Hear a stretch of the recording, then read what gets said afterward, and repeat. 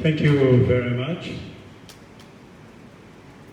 In a country where most of the people live on less than $1 a day,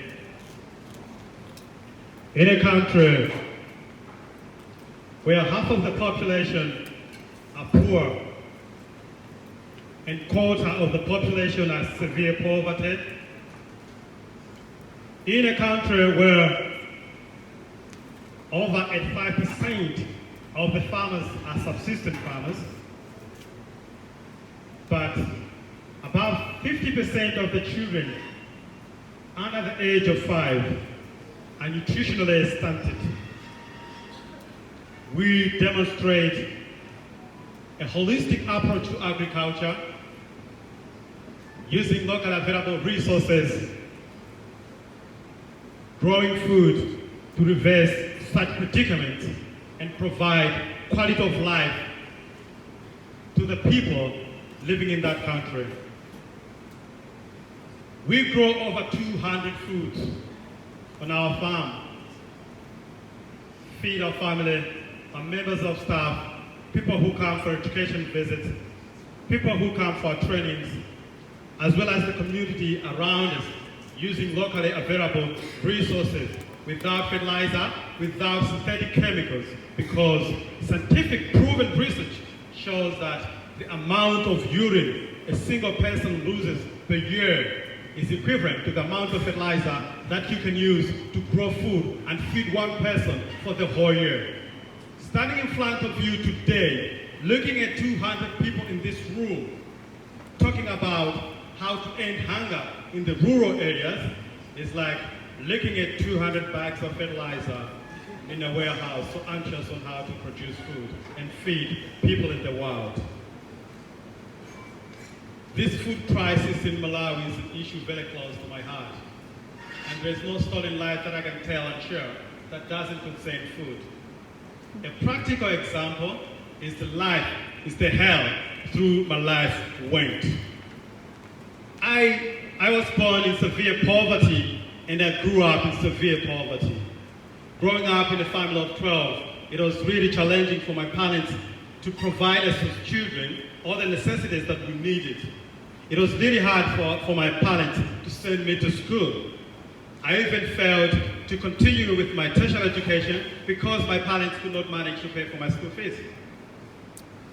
My feet never knew shoes in all the days of my school life. I started school without any hope, and so I ended. Life was like a living hell on this planet Earth to me. In the year 2000, I joined the music industry, and I've done 4 albums with big names in Malawi, you name it. But music could not directly address the challenges that me and my family were facing in the rural areas. So I decided to quit music and continue searching for solutions to address the hunger problem that we were facing in our family. If I become an edge thinker, many are the days that we went to bed on an empty stomach as compared to the days that we could find something to eat in our family. It was so challenging.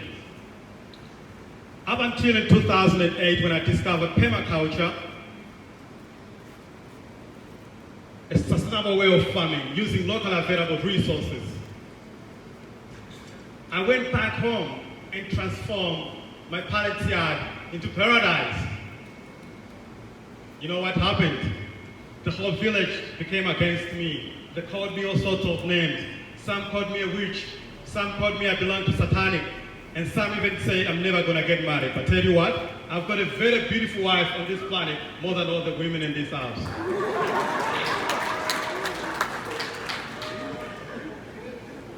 I later on got an opportunity to go continue my studies in permaculture, and when I came back, I got a job as a permaculture consultant.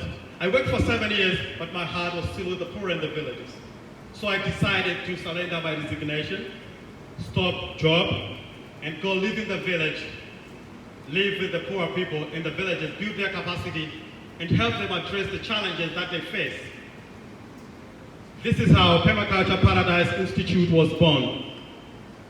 We are a demonstration and training center that demonstrates how local available resources can be used to reverse current predicaments that the world is facing, starting with Malawi. We produce enough food, starting with the founding directors, our members of staff, and all the people there, because we believe without feeding ourselves, it may be so challenging to train others on how they can feed themselves. So we are bound to 4 ethics that govern our behavior on how we run Permaculture Paradise Institute. Number 1 is production. We make sure we produce enough food for the family, for the members of staff, and all the people. If you come to my farm, our motto is, come join me for lunch and I'll give you a tour. Without that, you can't see what we're doing. The second ethic is sustainability. We try and make sure that the food producing system, the income generating system is able to sustain itself. We started this training center without any funding, and we are not donor funded on purpose. We would like to show the world that you can live on local resources and that is possible. So our major sustainable stream sources of funding come from education visit. The people who come on our farm, to our farm for the trainings, for the consultancies we offer to people, but also the food that we produce and the seed that we sell. That's what generates income for the operations of the farm. The third ethic is stability. We try and make sure that the food producing system, the income generating system that we have at Permaculture Paradise Institute is stable enough to withstand natural or human-made catastrophes. We've talked enough about floods and droughts in Malawi. Unfortunately, the drought in Malawi happens in an area where they get 500 to 700 millimeters of rain. In Lilongwe, we get 1,200 to 1,800, and we are not affected by the floods. The fourth ethic is equitability. So we try to make sure that whatever we're doing is equitable. There's equal share between us and the environment. Every year, we identify poor young Malawians, a minimum of 10 Malawians, and train them for 1 year in permaculture design and allow them to train others.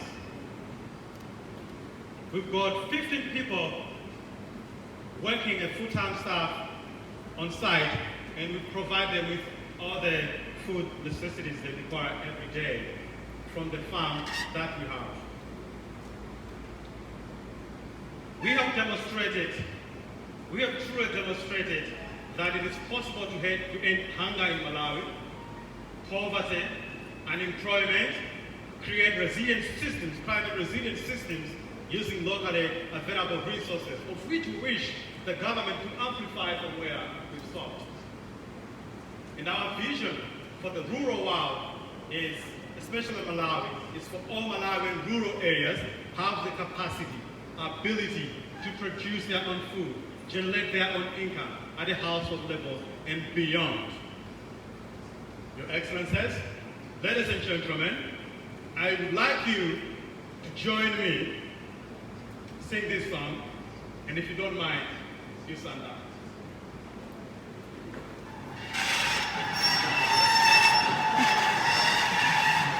No matter how challenging the world may be, I do believe we shall overcome. I'm going to sing this song myself. This is the problem with musicians. If you give them a podium to talk, they end up singing. We shall overcome. We shall overcome someday. Deep in my heart, I do believe we shall overcome.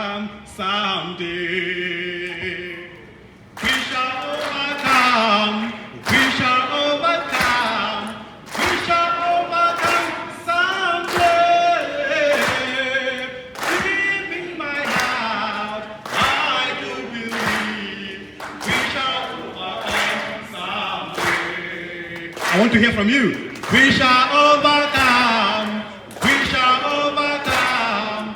We shall overcome someday. Deep in my heart, I do believe we shall overcome someday. And if you see me dancing, it's because I know we've addressed these challenges. If it was back in time, I wouldn't sing and dance in front of you. If I see people wearing torn pants today, I wish that was back in my days. Today's the sign of development. Back in my days, it was a sign of poverty. So I'm gonna dance with you. We shall overcome. We shall overcome. We shall overcome someday. Deep in my heart, I do believe we shall overcome someday. I'm not going to sing. I want you to sing so that I know that you believe we are going to overcome this problems. 1, 2, 3, go!